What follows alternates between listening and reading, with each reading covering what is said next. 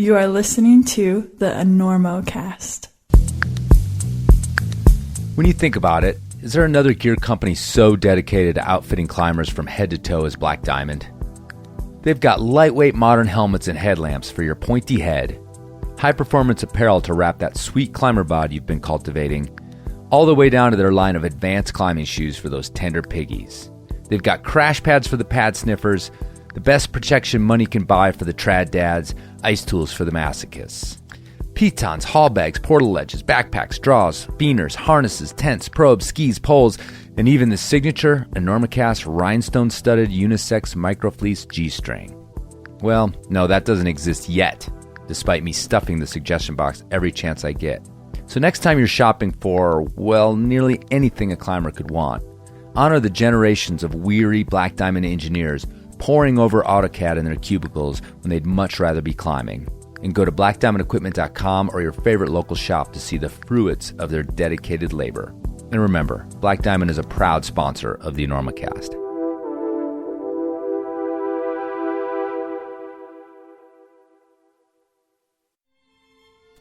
La Sportiva presents Story Time. There once was a little boy named Tommy Caldwell. One day, little Tommy decided he wanted to climb a really big wall, but he couldn't find any shoes to climb the big wall in. So he decided to build his own out of Scotch tape, fluffernutter, and a used pair of hand jammies left behind by a couple of Euros in Camp 4. When those didn't work, Tommy called the adults at Sportiva and asked them for help. Sportiva came up with the TC Pro, named after little Tommy himself. A shoe so good at big wall climbing that little TC grew up to climb the hardest, biggest big walls in the world in his TC Pros. Then he talked his best friend, teeny tiny Alex H, into trying them, and Alex, well, he became a pretty good climber too. So if you want to be like TC or Tiny A, go to Sportiva.com or your favorite mountain shop and check out a pair of TC Pros, and maybe someday you'll grow up too. The end. We gotta get Listen, where are you playing in town? You playing here? We're doing the Enormo Dome, whatever it is. It's terrific. Oh, It's yeah, big big house. We place, sold that it out. side of town. That's a Very big nice. place. You sold it out. 20,000 seats. We really should. Look, you better get up there before you panic. Those pens are loose. You're very good. I have really enjoyed climbing with you. We'll make it. I don't think so. But we shall continue with style.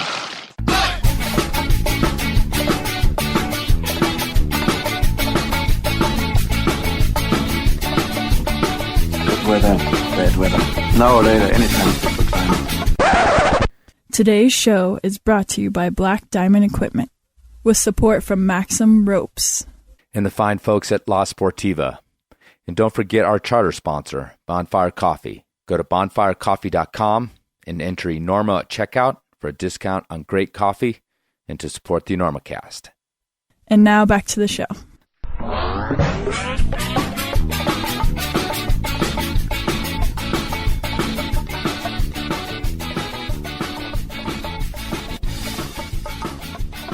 Hello and welcome to the Enormocast. This is your host, Chris Kalous. It is February 11th, about 9:45 here in Colorado, and this is episode 192 of the Enormocast, a conversation with climber, world traveler, Jenny Fischer. Who is Jenny Fischer? Well, if you, like me, have an Instagram feed just jam-packed with every climber you can possibly find, then you may know her as Jenny Lemon Pie. All right, does that ring a bell?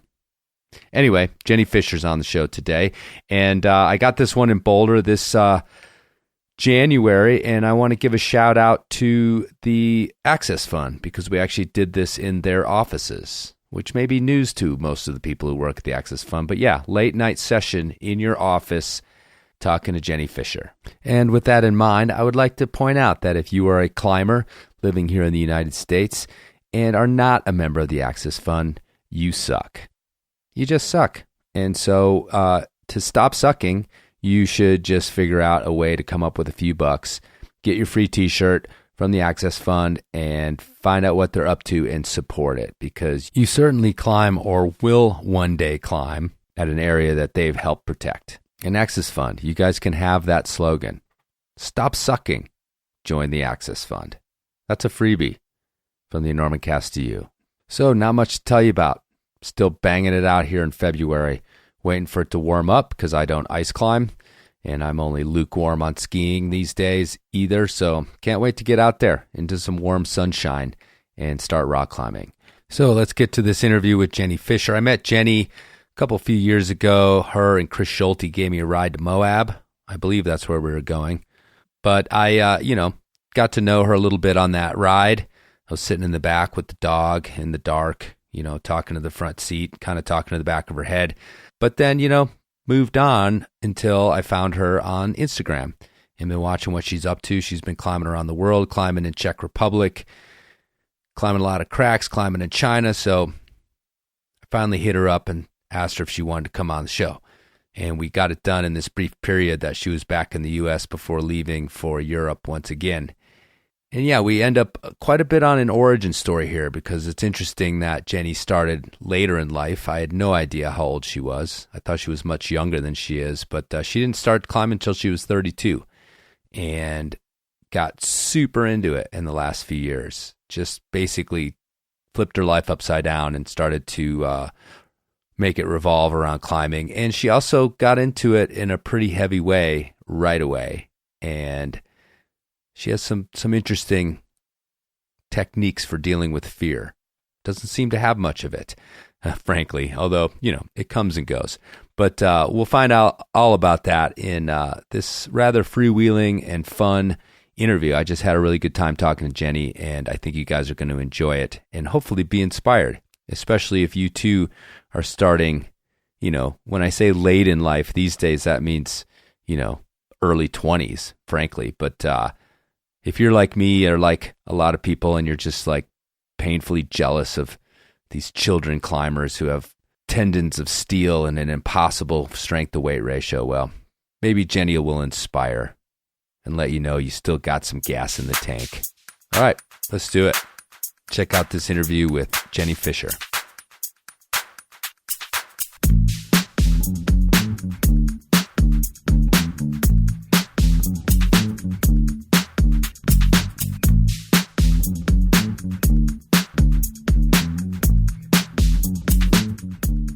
I read this article at the Mountain Sun a few minutes ago about like kind of online trolling a little bit. I was that outside article. I'm sure you know the one. I don't. You were remember. quoted in it about really? Instagram and you were No shit. yeah about like Instagram, like dudes sending inappropriate crap or trolling girls on Instagram and stuff. I'm trying to remember now.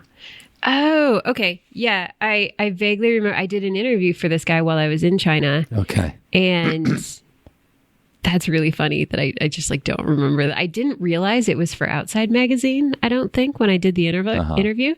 And he might have pitched it afterwards. Totally could have. I do recall, I'm recognizing his name. I recall him asking if he could quote me. I was like, yeah, sure, whatever. And it was around that time that Chaucy DMs. Yeah, and I'm looking for my quote of like what he said. Is that still going? The Chaucy DMs? No. So, and this came up recently. Somebody posted about it. I can't remember which girl it was that posted about it, but Chaucy DMs got removed by Instagram. Right, and I then thought maybe that was going to be the case. They started like Chaucy DMs too, and that also got removed. And so at that point, I think they just kind of like gave up. Yeah. Because people who do this kind of shit online, it's such cowardice behind the scenes. They have absolutely no humanity for anyone. They'll say, do, send you, like whatever. The minute you screenshot it and put it in your story for thousands of other people to see, right, then you're the bad guy. Like, it's totally inappropriate to publicly call them out for just like bad human behavior.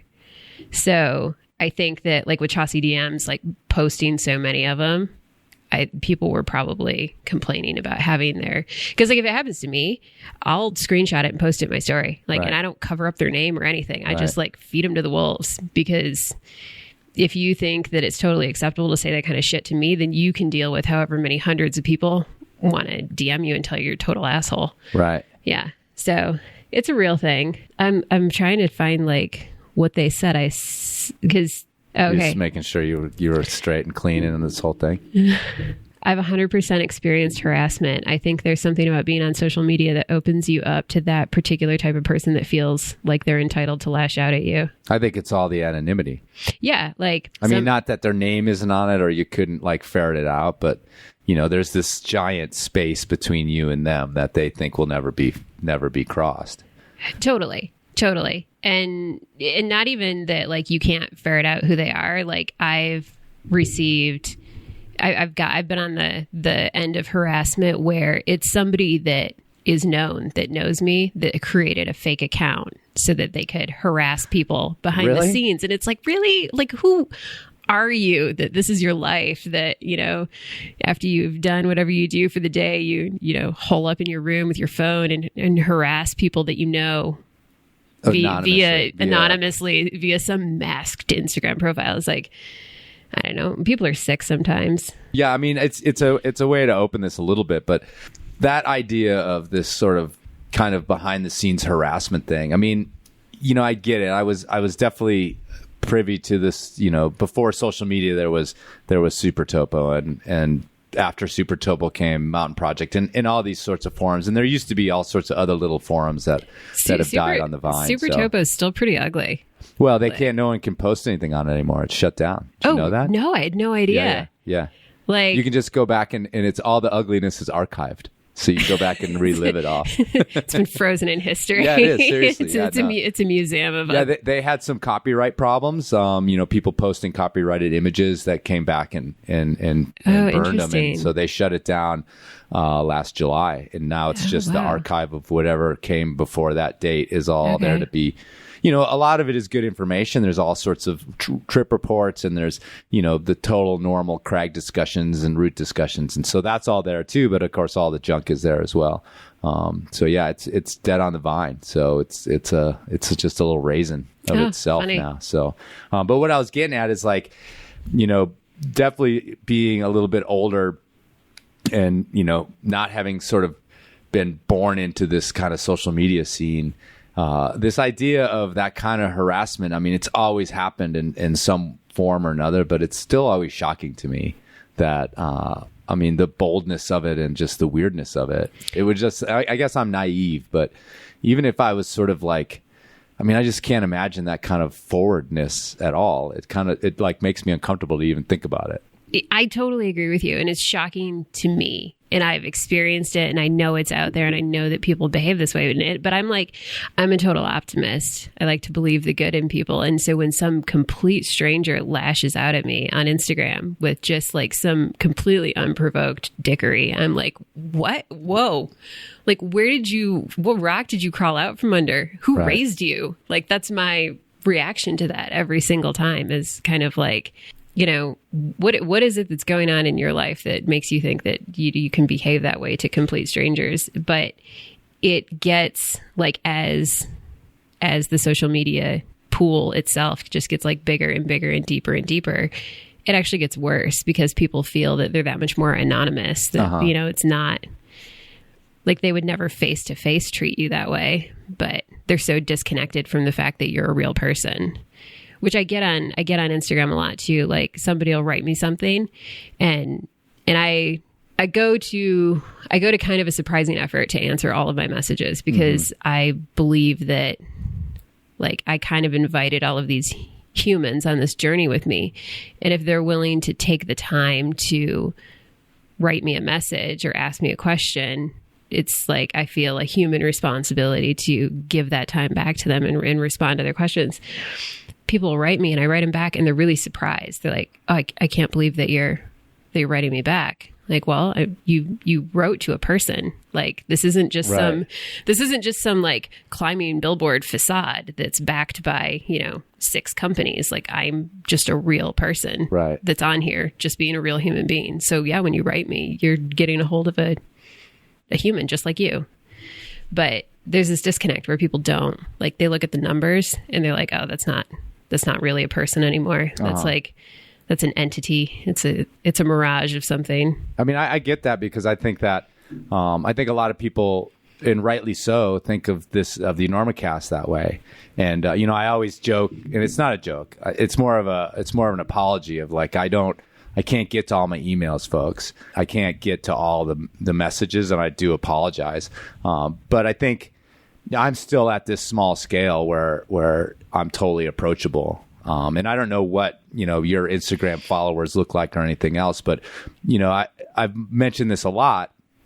And until we kind of entered the Honnold era, even our biggest sort of quote unquote climbing celebrities were nothing compared to like proper, Hollywood or proper like professional sports celebrities. So I've always felt like the one cool thing that still happens and that you can be around and find that a lot of these people are really approachable. It's like when I interviewed Lynn Hill, like people were sort of, God, I can't, it's like, well, I would love to talk to her.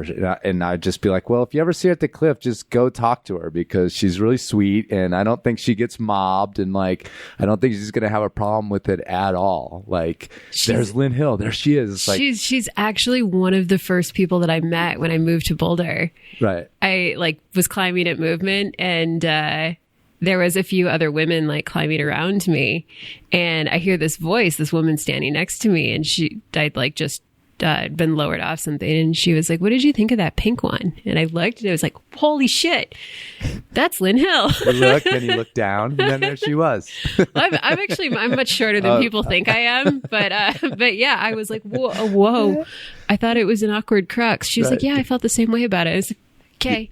You're in Boulder now. Yeah. Well, I mean, the one cool that Lynn is all about like women climbers and young, sort of being a part of young women who are climbers, their lives and stuff. So yeah, it's like a big thing for her. So and I don't like know her based off of that. She was just super chill and it's just this normal person. Snuck up on me and surprised me. Yeah. It's like, wow, that's cool. But with that said, everybody leave Alex Honnold alone.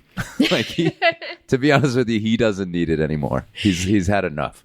Exactly. And I've met Alex several times too, and he doesn't strike me as like the super mega star personality at all. So it's got to be a lot. Yeah, it's a lot. It's totally like, it's definitely kind of overwhelming for him to be in Yosemite and stuff, from what I understand. So for sure. Yeah. But anyway, yeah, I mean, that's a place to start. But the other reason I want to start with that is that is just kind of this paradigm of social media and how I sort of connect with this whole younger generation of which you're part. How old are you? How old do you think I am? 28. Wow. What? Thank you. I'm 38. You're 38 years old? 38 Jesus Christ. old. Okay, this whole line of talking is gone. Hell, you're only 10 years younger than me? Yeah. God, I got to get your skincare regimen. It's amazing. You need to be raised in the Midwest in Michigan. It's a very humid state. It preserves you. Okay. All right, well, let me fix that line of thinking. This, again, like this big social media presence, right? And that's like, it's kind of like, I don't know if it's a separate thing or maybe you can talk about how it's sort of woven into who you are as a climber. But the other thing that actually is interesting to me is there's so many women climbers out there who are like these like swashbuckler kind of like into, super hard track climbing. You're into off-withing, into sort of globe-trotting around the world. And for me, it was like, I don't feel like when I was sort of doing that kind of stuff 20 years ago, let's face it, like, I mean, it just didn't seem like women out there doing like at the level that's going on right now. And so I kind of want to talk to you about like your origin story and how you started climbing, but also what drew you, to that kind of climbing versus, going down the path of sort of sport climbing and bouldering, which is. Yeah. I definitely took a really hard line. 38 years old. Yeah. Cool. Yeah. So there's two things that people misassume about me all the time. One is that I'm tall. I'm not tall at all. It's like one of the first things that people say when they meet me. They're like, "Whoa, you're not tall." Like, no. You just have a presence, I guess. No, I have really long arms is what the thing is. So if you I'm 5'3", right. I have a plus 5.5 inch ape index. So if you've only seen me climb it looks like I'm like 5'8"-ish. 5.5? Yeah. It's just like I'm all arms. My arms are as long as my legs are. Huh. Which, side note, I suck at laybacking and it horrifies me because like I'm like this little hairpin trying to lay back. But anyway, yeah, really long arms, but I'm super short. And I got into the game very late. Okay. I didn't start climbing until I was 32. Okay. All right. So that's messing it all up. So yeah, the whole like my entry into the sport, I would say was super unconventional.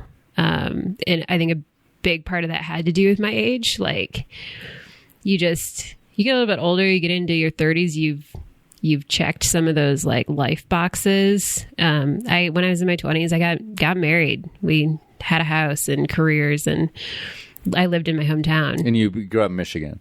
Yeah, I grew up in Port Huron, Michigan. And it wasn't necessarily that life turned out to not be like it, like that checked all the conventional boxes. And I was just kind of like doing it, not realizing that was never what I wanted anyway. It was just like the next logical step. It's the next thing in line. And some stuff happened and I woke up right around 30 and was like, holy shit, this is not my life. I'm just like a passenger in this whole thing. And some big things changed and ended up getting divorced. It's cool. He and I are good friends now.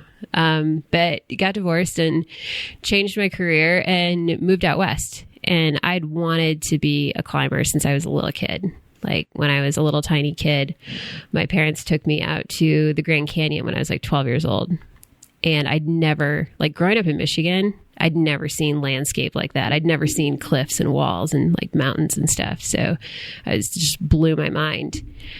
And some hikers in the canyon, we were there in January. And I ran into some hikers in the canyon. I'm like hiking down these icy trails on Bright Angel. And I was super psyched and asking them lots of questions because they'd been on the bottom and they saw how like excited I was. And they started telling me all these things of like basically like your out west outdoor activities, like hiking and camping and sleeping under stars. And we were standing in front of a frozen waterfall and they were like, oh yeah, people climb these things with spikes on their feet and axes. And I was like blew my little 12-year-old mind. I was like, that is what I want to do. And then, I was 12. I went back to Michigan with my parents. There's shit to climb in Michigan. So I climbed trees and buildings and kind of always had that in the back of my head. And so what's interesting about what you just said about sleeping under the stars is that it just occurred to me that's kind of a euphemism for camping.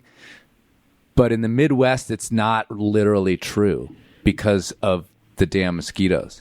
Like you very seldom can just lay a sleeping bag out and just lay under and go to sleep like looking at the stars. No, in Michigan, you 100% can't do that. Yeah. And I grew up. So it's funny. I mean, I don't know why I just clued in. I'm like, oh yeah, sleeping under the stars is actually kind of a Western thing. Like it's very Western. Yeah, no, if you slept under the stars in Michigan, you would woke up like somebody had poured a bucket of water over you. That's the other problem, right? Yeah, the dew in the morning. It's so humid. Yeah, that's definitely not a thing there. Right. Anyway, so you're back in Michigan as a little kid and sort of putting away these little memories that you had. Yeah, and I kind of just like had this dream in my head of climbing stuff, walls and mountains, and life just went on, and I just went on with it. And so when I had this kind of like quarter life crisis when I was 30, I was like, all right, well, maybe I'm just gonna have done shit backwards. Maybe I did my 30s and my 20s, and now I'm gonna go do my 20s and like dye my hair hot pink and move out west and live out of my car. So, I mean, it didn't go exactly that route, but all of those things did happen. And I moved out to Tucson, Arizona, and I was in Tucson for a couple of months, just kind of like acclimating to what was available. Why? Why'd you go to Tucson from Michigan?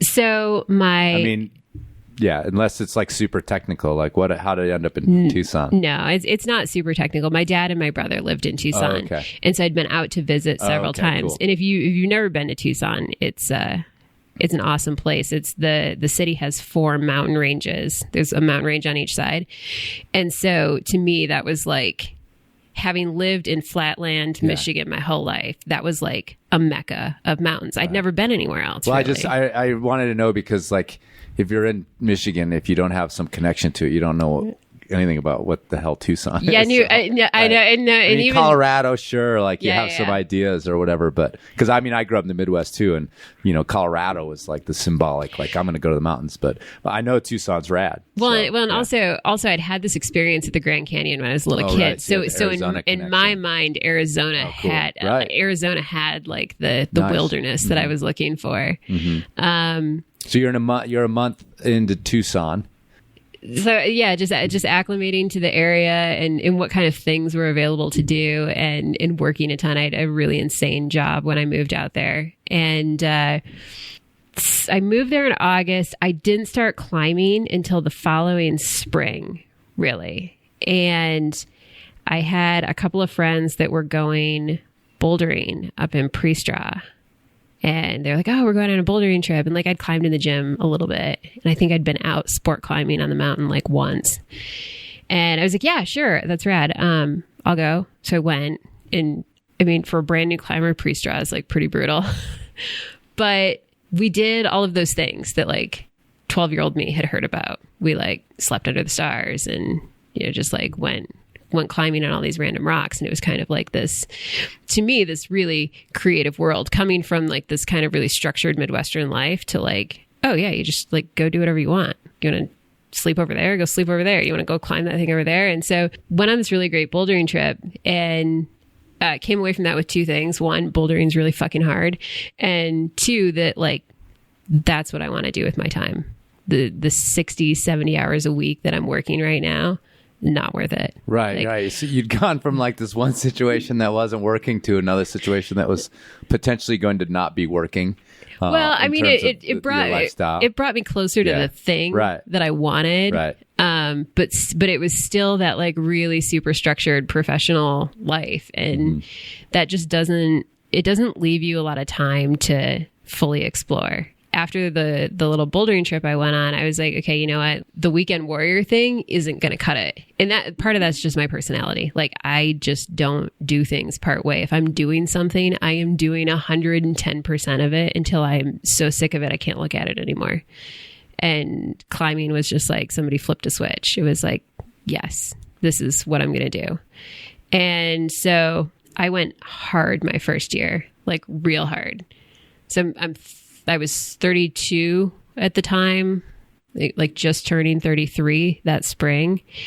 And so this is like 2012 then or something like that? Or yeah, like 2012, 2013. Okay. And I'm trying to think like what the progression was. I went on this bouldering trip and then I went sport climbing a few more times, like over the course of the next month. And then took a trip up to Paradise Forks, which is right outside Flagstaff. It's a crack climbing area. And in my experience, like bouldering and sport climbing, I was like, wow, like I love climbing. It's as good as I always thought it would be, but it's hard. And my fingers and forearms and all that shit weren't developed at all. And I was like, this is really physically hard. So went up to Paradise Forks, me and a good friend of mine, and neither of us had ever climbed cracks before, but Paradise Forks is this place where like you wrap into everything. And so we set up an anchor and wrapped in with our rack of gear and kind of fiddled around with the cams, like sticking them in the crack and yanking on them like, oh, okay, like physics works. That's good. I think this will work. Pulled the rope, racked up. Like the first time I stuck my fist in that crack, it was like putting a key in a lock. I was just like, this makes total sense to me. The movement of crack climbing was super logical. Climbed the route, got to the top. I was like, whoa, this is the thing that I always thought it would be. The like thinking about it, the placing gear, the whole like unknown of what piece am I going to use? Where should I put it? How is this going to work? The crack gets a little bit wider. My fist doesn't fit anymore. Then what do I do? That was just soul food for me. And so you hadn't climbed at all in Michigan? Essentially, or had you gone to a gym or anything like that? I'd climbed it. There was a Lifetime Fitness. All right. Of course. There was a Lifetime Fitness like 10 minutes from my house that I lived in right before I moved. So maybe within like the 5 or 6 months before I moved to Arizona, I'd like climbed. I'd done some top roping at the Lifetime Fitness up the street, and then a few months in Tucson, and then you're on leading this crack, and so like when I say I went hard my first year, like as a beginner, I am not kidding you. I fucking went for it, and I would not actually recommend that most people learn the way that I chose to learn, but it worked out. I guess I had a lot of luck on my side. Why not? Like what happened? Long story short, I unnecessarily scared myself a couple of times. Okay. Like if I were to sit here and tell you like the most epic climbing stories I have, they all happened my first year. Okay. And that first year wrapped in Yosemite the following spring in like May. And I mean, that year I learned aid on the fly on lead, took a 50 plus foot whipper in Zion. I pulled my first piece of gear.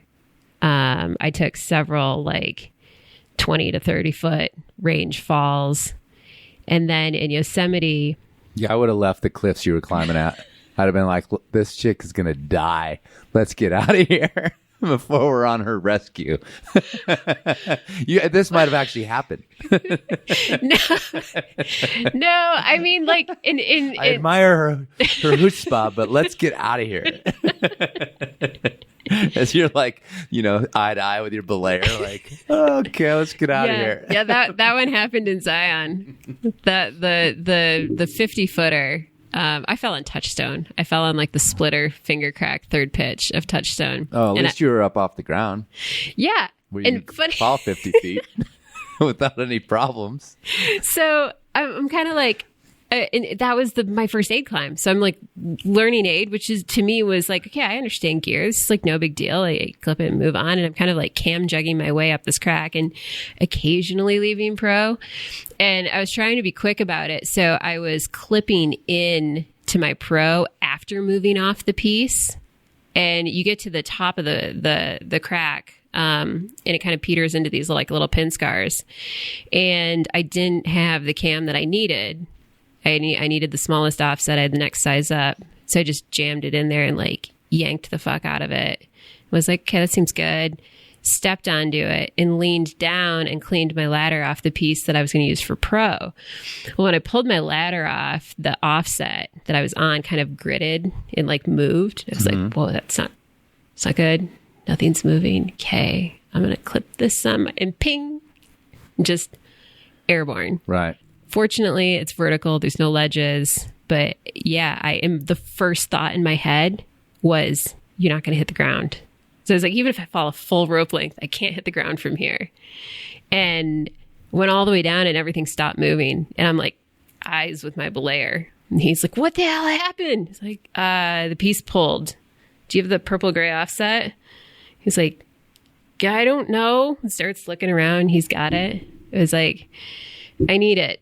He held out my ladder and he clipped it to it. Batmaned back up, finished the pitch. And we ended up wrapping from there because it was getting dark. Right. This was like, and I was like, okay, well, check that box. That was a massive fall. Like I remember falling and like reaching out and feeling the wall slide past me as I was falling, touching it. And we went back to camp, whatever, made a campfire. Later on that night, like laying in my sleeping bag trying to fall asleep, and all of a sudden I got super fucking scared. Like this huge wave of adrenaline hit me and I was like, oh my God, how did I not die? How did I not like bounce off the wall and cartwheel? And like, how was that not a total junk show? And it wasn't, but I was like, not gonna do that one again. And then I ended up having a few more experiences that were somewhat like that. And at the end of the year, that spring in Yosemite, I got myself into a situation up on Reed's Pinnacle. I forget which pitch it is, but there's like this off-width pitch, like baby off-width, like 3.5s to 4s. And my partner wasn't into it at all, but I was. And he was like, okay, you take the off with pitch, I'll take the other ones. And so I'm leading this pitch. I felt a little off and nervous and burned up my force too quickly. So I get to the meat of it and I only have a 3.5. And I kind of fiddle around and try and find a constriction and put it in there. And it's like, it was probably like as big as you would want to fall on a cam. And just struggled for everything I was worth and ended up getting spit out. Took a huge fall and like falling and having the time to think like, why are you falling so far? I thought, I'm just emotional. I'm worked. I tried really hard. Get back. I hiked back up to my cam and the cam had pulled and like, I don't know exactly how, but, kind of slid down the crack and one set of lobes went one way and one set went the other way and it just got stuck. Like it went down far enough that it got stuck again. And that was what caught me. And I started to cry. I got really scared. I was like, oh my God. Like if that cam had actually pulled, I would have gone past the belayer and hit the slab below. Like I could have gotten really, really hurt there, but I didn't. And so I came home from Yosemite pretty much on the dot, end of my first year climbing, and didn't lead anything for several months. It was like, at that point, I had stacked up enough things that had so thoroughly scared me. I didn't lead for a couple months at all. And then I went and like was doing like 5/8s and easy 5/9s, 5/8s, even 5/7s, and just like loading them up with gear. Like, okay, you need to get out there and like practice putting gear in. You need to stop like running shit out at your limit because you don't have the experience to push this envelope like this. Yeah. I mean, you kind of like, you had the experience to understand like what you were playing with. Mm-hmm. You know what I mean? It's like you were just naive in the beginning about like the consequences and stuff like that. I think, I mean, maybe not intellectually, but maybe emotionally, like whatever, I'll make it, you know? Yeah. And like, I watch a lot of climbers get into trad climbing now, and they have or even in climbing in general, and they have a really hard time like trusting the gear, trusting the rope. I never experienced that. I had this like explicit trust in the system and in the process of climbing. I was like, well, there's like tons of people doing this all over the place. It's fine. Like you'll be fine. Right. And, yeah. So when I say like, I don't recommend that people learn the way I do, like, some things are the only way to learn it is on the sharp end, but there's an element of educated risk that you need to go into that with. And I just didn't have it at that time. Well, it's interesting because it's like you read the books and like just believed it all verbatim. I remember when someone placed a cam for me. It was in between two rocks on the building at college, right? Just showing. And I just didn't believe it. Like I was like super skeptical of it all, you know? And I mean, to me, that feels a little bit normal. I don't know, but kind of like you bought all the diagrams and everything that was supposed to work and like believed it all. That's like, to me, that's some of the beauty about climbing. I'm a relentless nerd.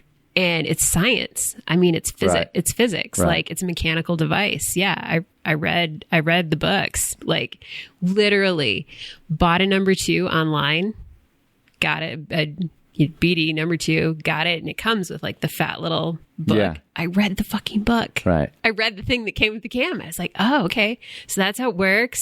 That's how it doesn't work. This is what like might happen to the rock. Which is hilarious now because I have friends at BD, and I told them, I was like, yeah, when I first got into climbing, I read like the disclaimer things that come with the gear, and they were like, no way, nobody reads that shit. Yeah. But yeah, and it was all perfectly logical to me, which I have this way of like, it's a huge part of my personality that lends to like how and why I do the things that I do. I'm so driven by logic as opposed to emotion. And so when I'm climbing weird stuff or scary stuff or unusual gear, in my head, I'm working out like all the angles, like the actual mathematics of it and being like, yeah, this is still okay. And yeah, I was sort of just doing that, right. But in like a vacuum of not having any actual real world experience with it. Right. Now, I got a couple questions or observations. First of all, what were your partners thinking about this?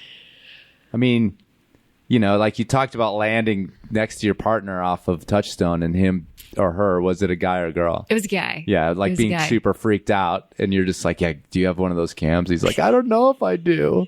Like, why are you asking me that? That would have been me. I'd have been like, well, give me a minute. Like, I dropped my trail mix and everything. Exactly. I wasn't even paying attention. Now you're right here. It's supposed to be C1. I was eating my snack. You're on a gree. Exactly. That's pretty much how it went down. So a lot of these first experiences were with the same partner. I had a pretty consistent partner my first year. That's amazing that he didn't like get on the first bus out of Tucson. Like, I got to get away from this girl. You're gonna get us all killed. He was actually really supportive of my exploits for the most part. But yeah, no, like he caught my first trad whip, which was, I think, my first trad lead. Like my not my first trad lead, my second trad lead. My first trad lead was a 5.9 fist crack up in Paradise Forks. My second trad lead was a 5.10 on Mount Lemmon in Tucson, and I'd followed it and cleaned it before, so I was like, yeah, I followed it. It's fine. I got this. Mm-hmm. To screwed up and slipped and whipped on a 0.4, and he was like, "Whoa." Dude, you whipped on a 0.4. I was just like, okay, didn't you read the manual? That's what they're for. Yeah, they work, right?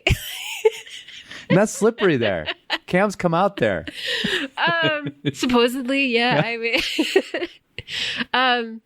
yeah. So they do work most of the time. They do, and after a few years, I've had cams not work. I've seen cams not work. I've seen rock not work the way it's supposed to. But yeah, that first year, I do believe that I had a lot of luck on my side, and unfortunately, I had a lot of confidence. I mean, it's a pretty common story because I've done a bunch of these things, and like the whole like surviving your first few years of climbing, especially trad climbing, it's pretty common, or feeling like, oh, I got away with something. But this is a pretty extreme example of it. I feel like because I just did so much of it and kept doing it. Right. It's like, but I mean, you took a step back. I mean, you kind of answered the question about like what, who you were to be drawn to that versus something else, in 2013 or 2012 or whenever it was, like, drawn to sport climbing, drawn to bouldering, not so much. And then, oh, here's this trad climbing thing, not just the cracks, but the gear made sense to you. And it seems to be in your mind. It's like, I mean, I've never read that. I've got, how many cams have I bought over the years? And I just like, why do they give me this big giant piece of paper? And why are the tags on it so big? Yeah, exactly. Yeah, no, so I read the tags. The other thing I wanted to point out is that when you fell off the route, you said that the first thing that went into your brain was, I'm far off the ground. I'm not going to hit the ground, right? Yeah, on touchstone. Yeah, on touchstone. So your first thought was you're not going to hit the ground. Right. You're suspended in the air. It's like it's like some sort of video where they freeze it, and there you are. The slack, like the big line of slack all the way down to that last piece. And everybody else's first thought is like, I'm going to die. Like this is it. Goodbye, cruel world. And your first thought is like, I'm fine. I'm like 300 feet off the ground. I'll see you later. Like, I'm good, And then you touch the wall too, you said, and you have these very vivid images of you like flying through the air. Yeah, like, why am I like, screaming like a trapped weasel when that happens? And I mean, not that I've ever fallen 50 feet, never. But I mean, when I fall anytime, it's like I'm just like someone just like slammed my tail in a trap or something. I'm just like, ah. So I mean, this is like a personality trait, or I mean, something you discovered. What's the deal? It's definitely a personality trait. Like and I've recognized this all my life. There's definitely some stuff about me that's just a little bit different, not quite average. And one of those things is this like logic that I operate off of. Like I'm logical to a fault. Mm-hmm. I'm logical to the point of being unemotional, and I'm not a reactionary person. Like I don't have like the visceral reactions to things that people do. Like you could I don't know, somebody could walk into this room stark naked and I wouldn't be like, holy shit. Oh my, I would just be like, okay, so this is happening. Right. And I like process things later on. So in climbing, that's the type of climbing that I ended up being really drawn to and actually really good at, is that type of climbing where you can't freak out. Like you can't be reactionary. You're just like processing it very logically and methodically. Like, okay, so this is what's happening now and this is what I'm going to do, and checking in with the science of it. Like, is physics still in order? You know, Right. if this all comes undone, will I not hit the ground? No, you're not going to hit the ground. It's fine. You know, like, that's just how my brain is built. So for me in climbing, despite the fact that my first year was like all of these wild experiences, like the whole thing was very calm in my head. Right. Because it all seemed totally logical to me. It was totally fine. So, I mean, and you must have, like, in the 8 years since or whatever it's been, that, or only 6 years since or whatever, but like added more data. Oh yeah, so much more data. Right. There's so you were dataless in the beginning. You were gathering it. I had a lot of data, but right. but not personal like experience data. No experiments had been conducted yet. Right. But yeah, no. Now I've got a lot of experiments under my belt and a lot more data, and I still love the same things about it that I loved that first year. Just the, you know, like the whole adventure trad climbing thing of like not really knowing what I'm getting into, but figuring it out as I go. That's still the best part of climbing. Are you ever attracted to free soloing? Not at all. Okay. Not at all. Like the most that I get into free soloing is the third flat iron. I don't even really like doing the first that much. Right. I was kind of thinking about like whether or not you could, you know, because part of like a calculation, I think, in free soloing and the times that I've been into it is like, you know, I've never fallen on this. Why would I fall now? Like, you know, or it's like, I've never fallen at this grade. Why would this one be any different than, you know, it's like, sometimes it is kind of a logic game of like, you know, how could this possibly, you know, what could possibly change in all the different things that would make me fall off of this thing? Yeah, it's like this, like the mental control thing. And then the logic. I mean, we all have this like intellectual brain, I think, especially trad climbers that bring, I mean, we all understand it. Like you said, well, I'm this far off the ground, so I can't hit the ground, you know. That's a very intellectual like decision that you made in the air while you were falling.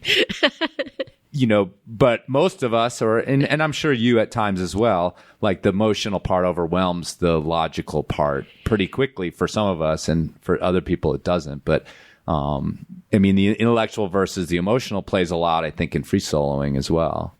Yeah, and I've actually, like, free soloing to me kind of goes against all of my logic. Okay. It like part of my logic is a belief in the systems, systems that I'm dealing with. And it's like, and I do really like to climb at my limit. Like I like to be climbing the hardest grade of whatever style that I'm capable of climbing, knowing that when it doesn't work out, I've set everything up that I'm not going to hit the ground. Right. Yeah. Whereas, and also too, like, the road traveled twice is not as appealing to me. So the whole like, well, I know I can do this. It's just a matter of mentally making myself do it is kind of less interesting. Like as a climber from the get go.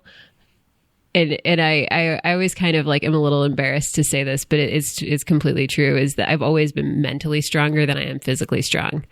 And, you know, that's clearly what's gotten me into a lot of situations, but like proving that mental strength doesn't really do much for me. Okay. Yeah.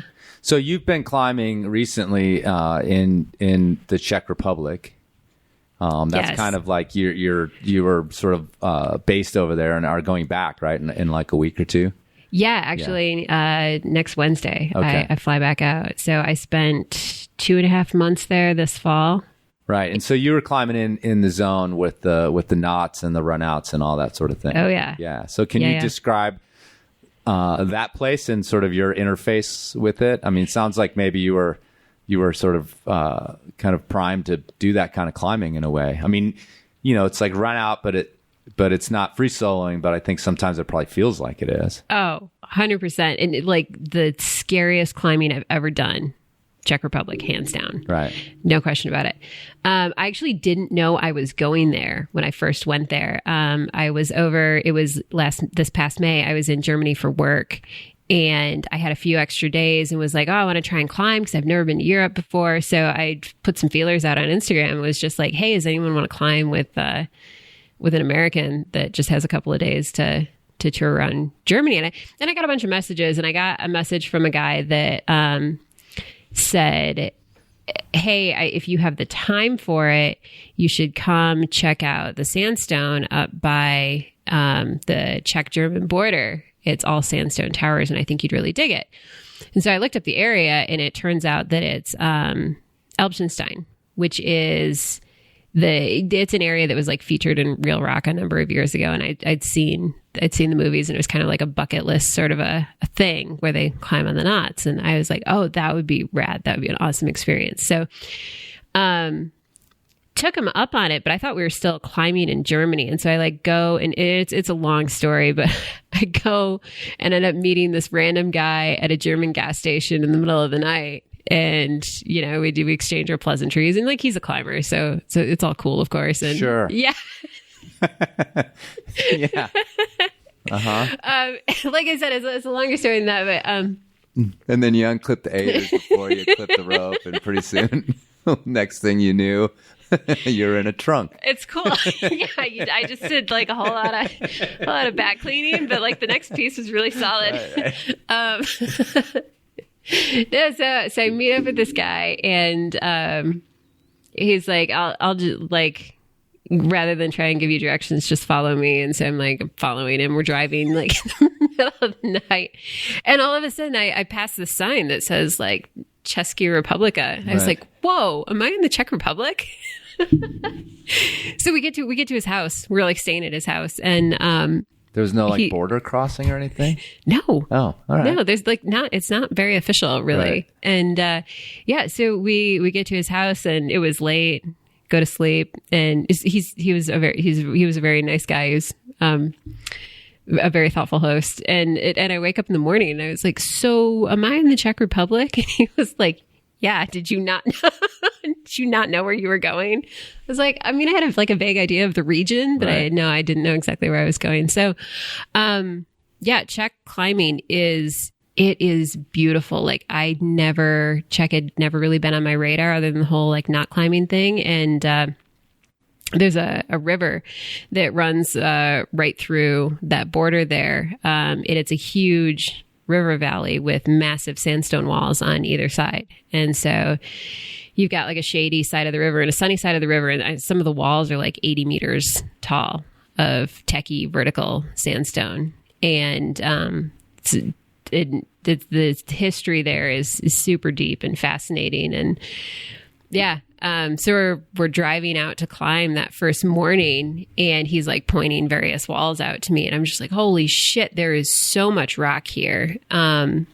So like thousands of routes, and we get up into Germany, and he's got a plan. We're going to go climb this thing, it's the perfect first climb, as he's described it to me, that he has in mind. And so we go up to this area called Elbchenstein Bridge, and it's a national park that's full of all these amazing sandstone towers, and we hike out to it.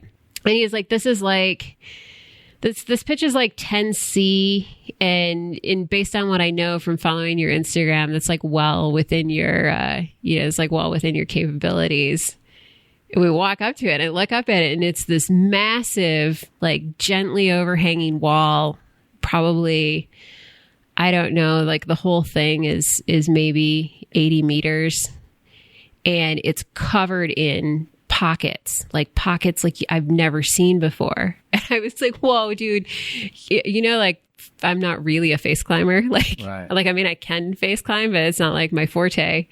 And he was like, oh, it's like 10C, you'll be fine. And so he starts explaining to me how the pro works. And there is no like real, like there's no trad gear. There's no bolts. I'm armed with like a massive wreath of slings. and you poke the slings into the pockets and out another pocket. Okay. And clip it with it. So you're just clipping these tunnels. Yeah, it's like V-threads and... Yeah, it's V-threads in sandstone. Sure. And and some of them are like nice and fat, and some of them are really skinny. And you're like pinching your way up, and like the feet are all kind of like sideways, and it's steep too. And I was like, okay, all right, I'll give it a try, and I'll see if I get really uncomfortable, I can like lower. I can't let one of my Instagram followers down. I mean, this guy's like. No, follows me. I was like when they send you messages. You got to answer the message. No, I mean it was I'm the last person to like take pressure from that sort of thing. But you're being nice. No, it was more like he was like it again. It's kind of like the learning how to trad climb thing. He was like, this is totally a safe climb. Like there's protection all over the place. You just got to sling these little things. Mm-hmm. And, if you run out of slings, you could like lower and back clean some. And there's a ring, like, I forget how high up the first ring was, but he's like, there's a ring that's supposed to be an anchor. Don't stop there though. Just clip it and keep going. It's like the first pitch of this climb is like, I don't know, 50 meters. Of these pinchy tunnels. So I start climbing and do the pitch. And as I'm climbing, I'm like, is this for fucking real? Like some of the threads are really big and some of them are spindly. And just above the anchor he told me not to stop at, I was like pumped out of my mind from like poking these things in, and then you take a nut tool and you like thread it out the other side. Pumped out of my mind. I was like, I gotta take a break. Like mentally, I'm a little bit fried right now, and I'm super pumped. And so I was like, take. And instead of just taking, he was like, really? I was like, yeah, really, take. And so he takes, and I'm like sitting on this little thread in front of me, like staring at it, and I'm like, that's sandstone, but this is okay. I rested there for a little bit, finished the pitch, and you get up and. There's no like, it is nothing like how we treat climbing in the US. Like you get to the anchor and it's one ring. Right. That's it. Clip into it, clip your belay device on it, bring your partner up. That's, like redundancy is not really a thing there. Right. And so I bring him up and he was like, I can't believe you took on that. I was like, I was tired. I didn't want to whip on it. And he was like, yeah, I mean, I know that these things are totally safe and people must fall on them all the time, but I would never do it. Like, you've got to be kidding me. It was in his mind, it was entirely psychological pro. The entire pitch. The entire pitch. Don't. The entire pitch is like... Clip them, don't like rest on them or fall on them. The fuck is wrong with you? Yeah, and I'm like, oh, okay, so maybe... He's probably stoked. He's just like, man, this chick is... Whoa. he was probably like, can I leave her at this ring and not climb with her anymore? Because that was fucking crazy. Yeah, no, and me, I'm like, okay, when you say pro to an American, that's like, I can whip on this shit, right? Like it's bomber. Right. Yeah, no. So that was my intro to but you got into it. Yeah. So we did that. Did you get into the little plastic ones and stuff too? Mm-hmm, yeah. Oh yeah. Yeah. So, and a lot of their climbing there is face climbing, which is, it's not really my forte. But running shit out within my pay grade is my forte. And there's a lot of that. There's like these kind of like really super old school climbs, and you're going to climb for, anywhere from 40 to 50 meters is pretty common. And if it's an old school climb, there might be 2 rings on it. And then you sling a few things here and there, or there's like, 4 rings on it. I did one route that you clip a ring and you look up and your next ring is like easy 35, 40 feet away from you. And you're like, I have these memories, like you remember every single climb you climb there. And sure. This memory of like, like hanging there cool. With the bolt at my waist, and like every bolt I'd like clip it and stand there and look at the next one and be like, okay, how sure am I that I have this? Because it's it's techie vertical climbing. So it's more endurance than like pure power. Right. So am I going to run out of steam? And yeah, plus you're dealing with the mental aspect of it. And you're like, okay, how positive am I? Because I'm not moving from this one until I'm positive that I'm going to make it to that one. The falls would just be spectacular. Right. Yeah. So that first trip, I was only there for 3 days, and we climbed a whole bunch of stuff with, and I kind of had a vague idea of this, but my new partner's goal was for me to lead a crack climb all on knots before I left. And so the last day we went out climbing, he was like, I have this perfect crack for you. It's like a 10A crack. Right. So totally something that I would be capable of doing, but it's all on this Knot Pro. And then also they have this, so the way that Czech climbing has evolved over the years, it's like they've gone from super, super old school to like modern old school to like modern. And they have these things called UFOs or UFOs. And it's basically, it's like a nylon wedge inside of a rubber casing that's basically just shoe rubber. And so you put these wedges into the rock and you set it so that the wedge can drive into its casing when you fall.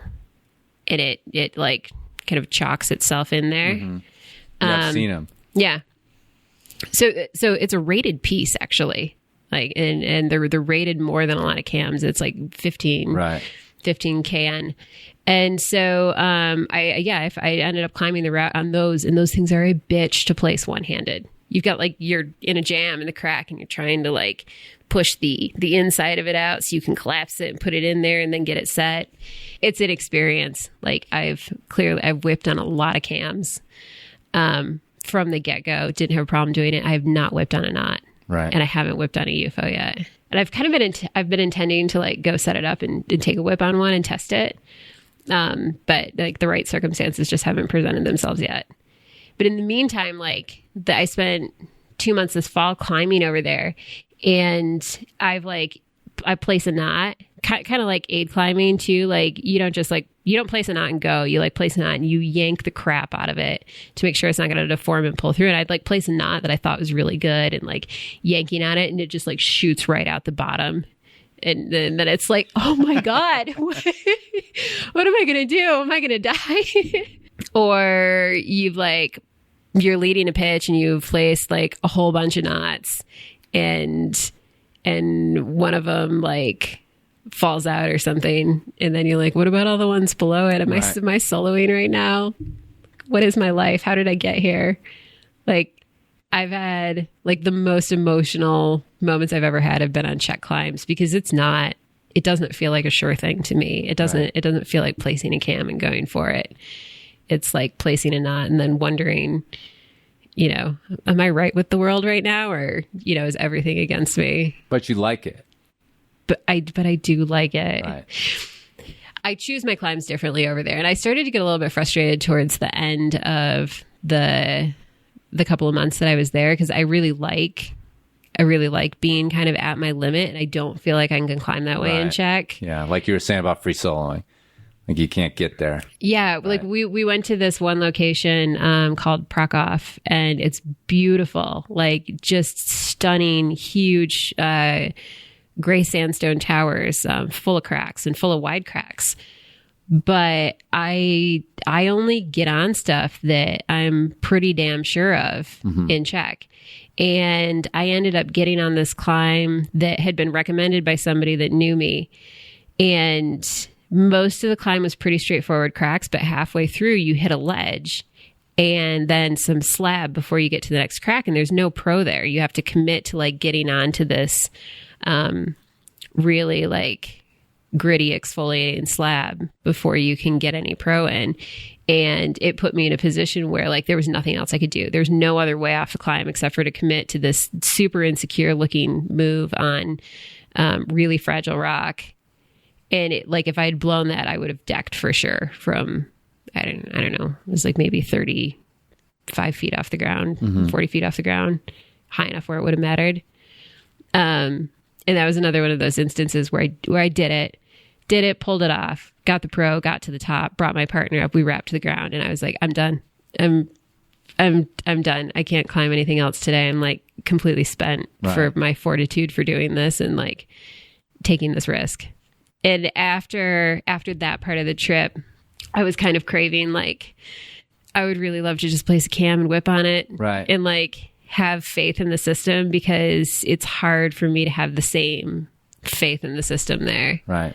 Yeah, it's definitely like the edgiest climbing that I've done. Well, you mentioned something, and we've been going a while and had a little technical difficulty that no one will ever know about until I just brought it up. So we lost a little time there. But you just mentioned off-withing, and that's a whole nother aspect that I wanted to talk to you about your climbing. Yeah. I mean, you're part of like, you're sort of a self-identified off-with freak, like off-with army type person. What's appealing to you about off-withs? And also I'd like to kind of ask you a little bit about what you think like the new sort of vogueness of the off-with. The vogueness of the off-with. Yeah, I mean, off-with is very vogue. And it's kind of wild, actually. I guess. And I've heard that. And it's funny. I mean, like, based on my perusal of Instagram. Of Instagram? Yeah. Yeah. And maybe they just get sprayed a lot, or about a lot. So off-with attracts a certain kind of person. Who knows? So I didn't. Off-with was another thing that came out of my first year of climbing, and I didn't seek off-with out based on knowing what it was. I kind of encountered it accidentally. It was again in Zion. My partner and I were climbing this route called Kung Fu Fighter. And it's, I don't know, maybe it's an 11. It's that baby off-with size of like 3.5s and some 4s. And my partner just got utterly shut down. He was like, I have no idea how to climb this, like ended up aiding the whole thing. And so there's a top rope up, and I was like, yeah, I'll give it a go. And it just made total sense to me. Like the whole, as my fists maxed out, I was like, I would just like put my whole arm in there and like kind of cock my arm sideways and like squeeze my forearm into it, and then like, sticking my calves in there, and the whole like pushing versus pulling thing it just made sense to me. Mm-hmm. I don't know why. I really can't explain it. I was like, yeah, it's cool. It takes climbing from being kind of like this vertical dance to a struggle all of a sudden. And that's another part of my personality that I'm not somebody who's built for like the pure power of one moment. I'm not somebody who's built to like pull down really hard just this one time. I'm more that person that's like, oh, we need to struggle and suffer for like ever. I got that. Right. Like that's how I am, like long distance runner sort of a mentality. And so from that very first one, I kind of dug the difference between moving from that kind of like dancing over the rock to like fighting with it and wrestling with it. And then also kind of puzzling your way through it. Like, okay, so nothing fits anymore. So what combination of things that I own is going to fit? And like, how can I get friction on my side so I don't fall out and all of those things? Mm-hmm. So like the first couple of years that I was climbing actually ended up being kind of on and off for me. I ended up going through some serious injuries and a whole stack of surgeries. And when I came out of my first surgery, it was ACL surgery. When I came out of my first ACL surgery, I was really nervous about falling on it. And so crack climbing was like the thing I could do because there's pro wherever you want it pretty much. Like you're in a crack. You want pro there, put it there. And off-with was kind of like the part of like a lot of the time in off-with you don't take like a 40-foot whipper out of an off-with a lot of the time, especially not when you're learning. Right. And so it was kind of this thing that I could work on, and I'm like really close to the rock. I'm in the rock. Like maybe right. You kind of like slather out of it and lose a bunch of skin, but right. You're not like whipping and impacting the wall. So yeah, that's actually, I've been kind of curious with watching the sort of in vogue of the off-with. I'm like, is it because you pretty much can top rope everything? Like one move at a time? Because you're like pushing a piece with you? Pushing your cam with you? Because all the photos, it's like there's a nice big cam, maybe two. Yeah. Like above people.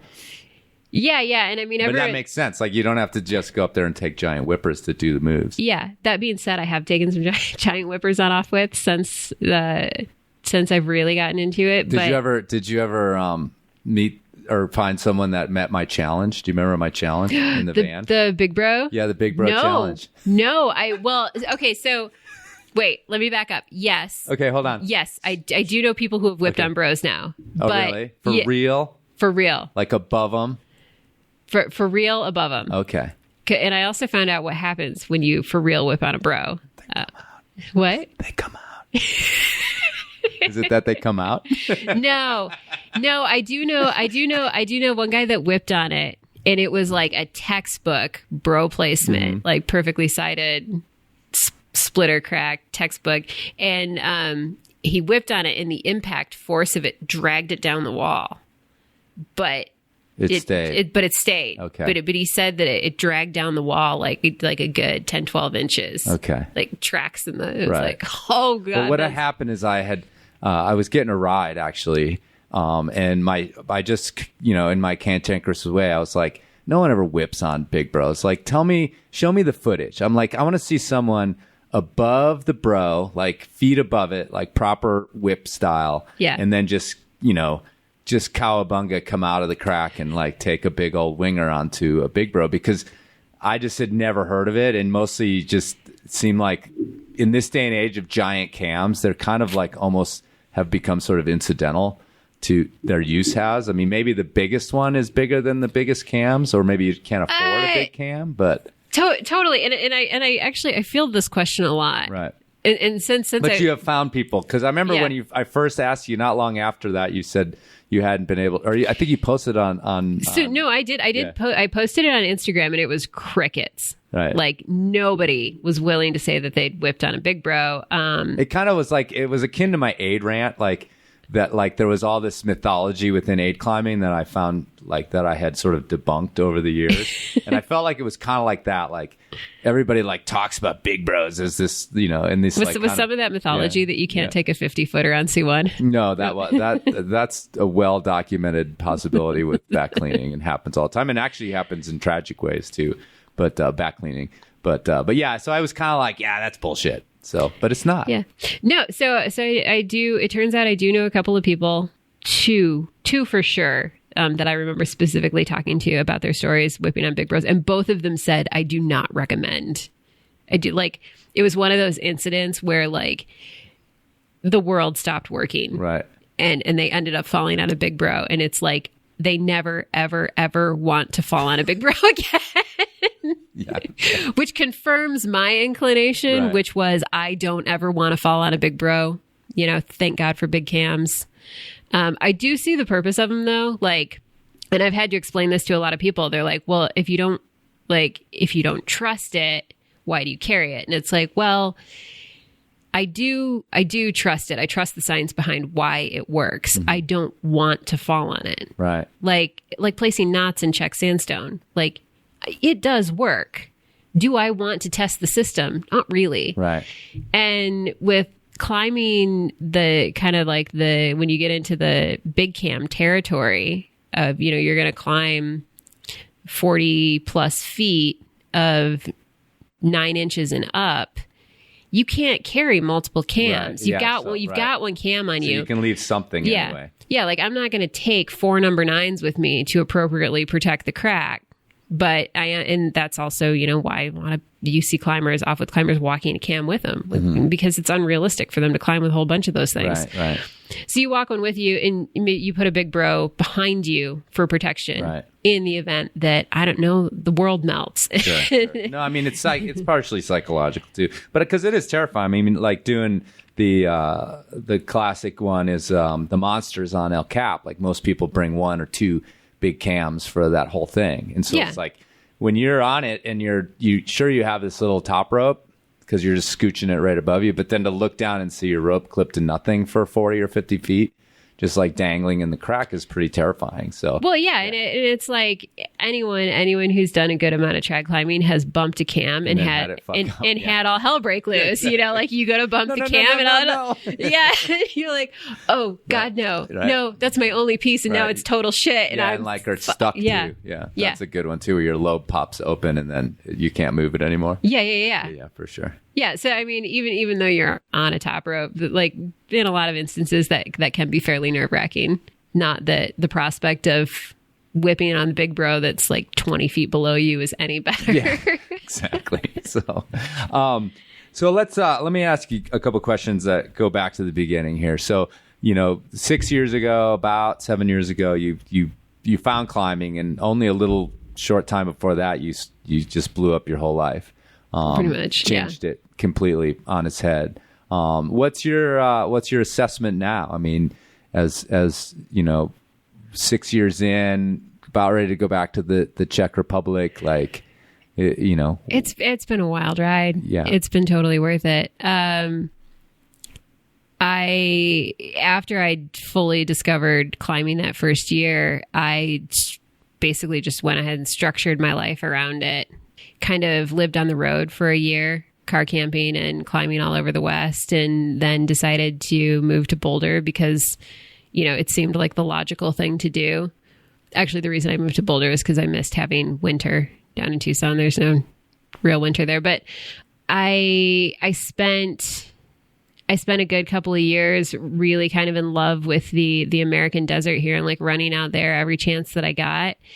But I got to the point too where I was like, okay, so I came this far from where I was in Michigan, and I've had all this adventure. I've been into all these like places and situations and experiences that were kind of like literally my wildest dreams when I was in Michigan and when I was a kid.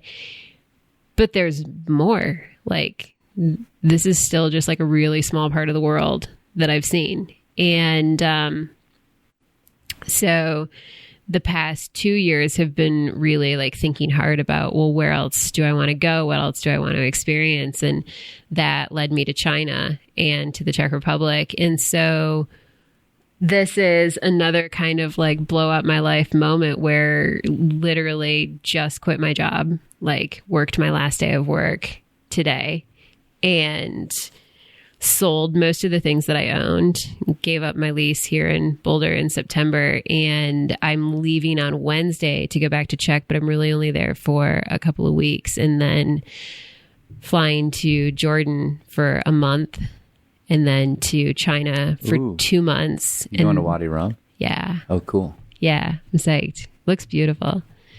Then China for 2 months, and then South Africa for 2 months, and then Chamonix for a month, and then Australia for a couple of months, and then Tasmania, and then Mexico. So you're on the wing. Yeah, I'm free ranging. Right on. Globally free ranging for the next year. Do you have a partner for this? I do. Okay. I do. And you know who it is? Who? It's the guy that I met at the gas station in the middle of the night. Boom. It's just like your 50-foot whipper. It worked out fine. It was totally did not hit the ground. That's not yet. Haven't decked yet. That's awesome. Yeah. All right. Yeah. Cool. My instincts were good on that one. All right. Sweet.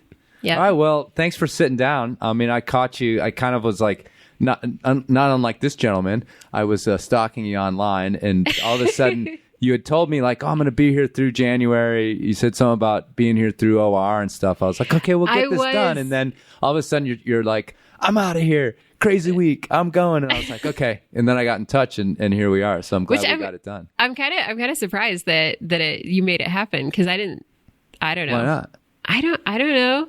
Like, I knew that you were going to be out here for OR, and originally I actually was going to stay for OR, but it just things wrapped up early. So, yeah, I don't know. It worked out for me too. So yeah, and I mean, I got to work hard to get these face-to-face things done. So I'm willing to put the time in, but I'm glad you did it. I appreciate it. Yeah, me too. And what's your Instagram handle? It's the lemon pie or Jenny Lemon Pie. Yeah. I'm surprised you didn't ask me about that, actually. Why? I don't know, because it's just a story. It's such a random thing. Yeah, I mean, I had to look up your last name before I got here. You were just Jenny Lemon Pie, and so that's how you found the article that I was quoted in, that totally. I didn't know I was quoted in. Yeah. It is kind of a funny story, but it's from, and I never talk about this on Instagram. It's from Pulp Fiction, where Bruce Willis is in bed with the French girl, and he calls her Lemon Pie. Okay. Yeah. And that's it. There's some. That's what it's from. So years ago, years ago, before I had Instagram, a crazy ex of mine hacked into all of my personal accounts, my Facebook, emails, and I found out about it, and so I needed a new email account to reset everything through, and I was watching Pulp Fiction, and I didn't have a Gmail account yet, so I just signed up Jenny Lemon Pie, Gmail, boom, reset all my passwords on everything, got all the shit straightened out. And then actually maybe a year and a half after that, I decided to start up an Instagram account as a social experiment, and it just swiped my Gmail when I signed up, and I was like, all right, whatever, I'll roll. I'm Jenny Lemon Pie. Sure, I'll roll with it. It's fine. Yeah, I didn't really have any intentions, and here a couple years later, that's the Instagram name. So people can follow that to find out how this year goes. Totally. Yeah. Totally. Cool, Please join in. All right, last question. Okay. Is Steve Carell as funny in person as he is on television? Is Steve Carell as funny in person? I'd like to think so. Okay. Why is that the last question? People will have to puzzle over that. Okay. Thanks for coming on. Thank you.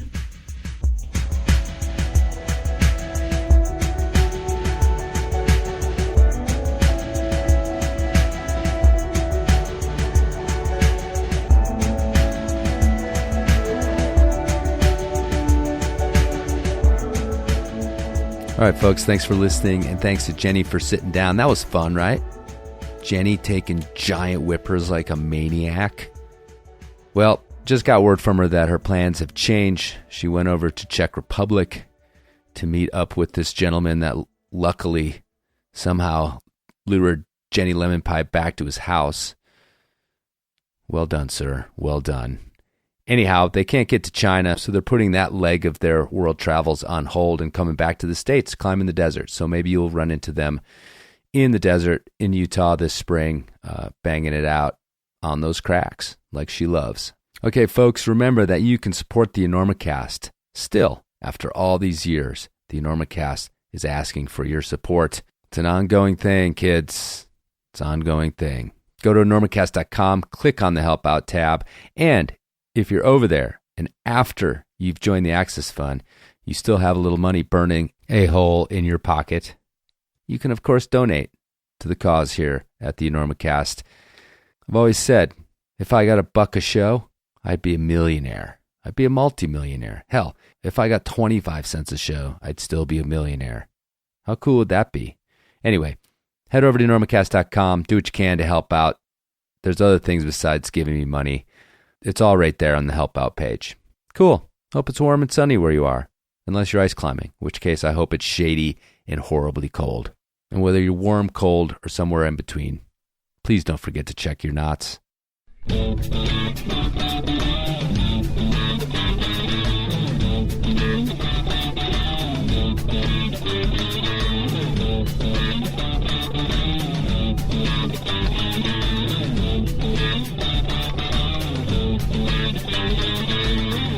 Scared. Come on, Mindy, honey.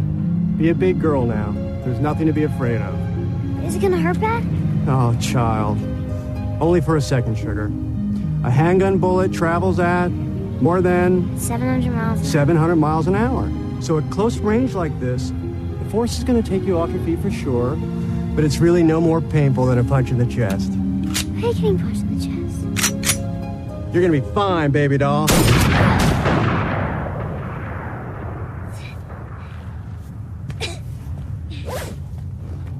How was that?